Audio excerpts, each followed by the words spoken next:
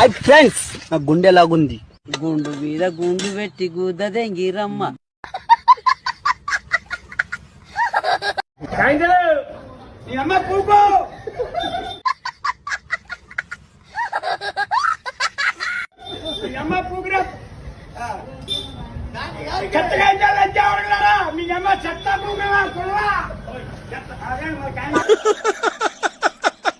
వేసేసాడు, బాగా వేసేసాడు.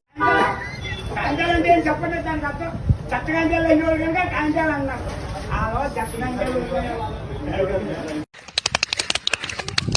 హాయ్ ఫ్రెండ్స్, నా గుండె లాగుంది.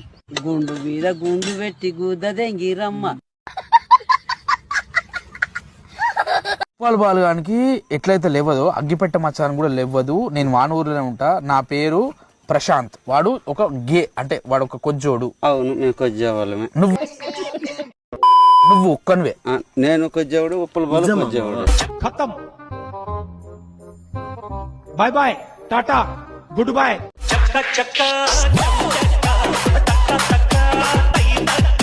ఎందుకట్లా? అంతే, చెప్తున్నాను, లేవదు. ఎందుకు లేవదు? కొజ్జే వాళ్ళకి లేవదు. నీకెందుకు లేవదు? నేను కూడా కొజ్జేవాడు. మావా మజాక్ చేయకు, నిజం చెప్పు. నిజమే. లేదు, ప్రశాంత్కి చెప్పు. ప్రశాంత్ మేము కొజ్జే వాళ్ళమే, మాకు లేదు.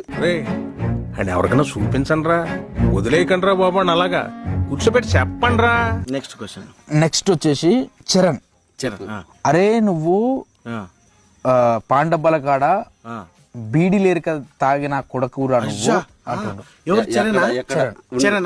నువ్వు ఉండు. సరే, నువ్వు మా అమ్మని జంగతున్నావు, అడుగు మాటలు ఒడిచేస్తాను.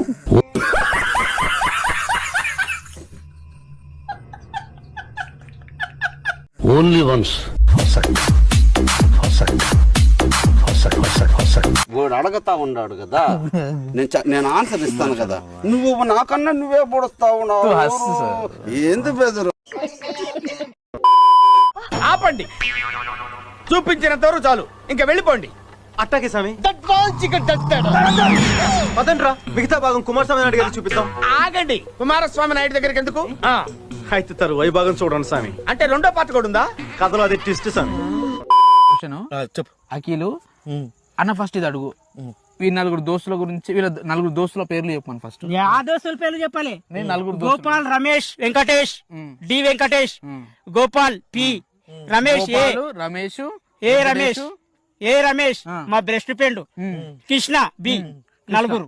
ఈ నలుగురు అయితే అన్న పేర్లు చెప్పిండు కదా, పోయి ఒకసారి వాళ్ళ ఆతులు గీకమంట.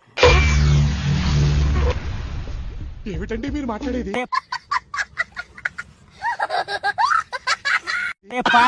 దోస్తుల ఆతలు ఇక్కడికి ఇవ్వడా చెప్పినోడు.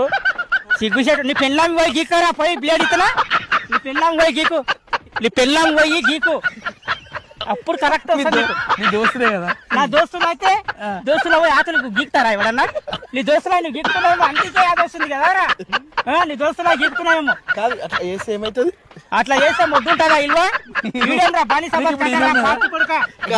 నీకేమైనా విలువ ఉన్నది అనుకుంటున్నాను. నాకు ఇల్వ ఉన్నందుకే మాట్లాడుతున్నా. ఓకే, ఏం విలువ ఉంది నీకు? ఏం విలువ ఉంది?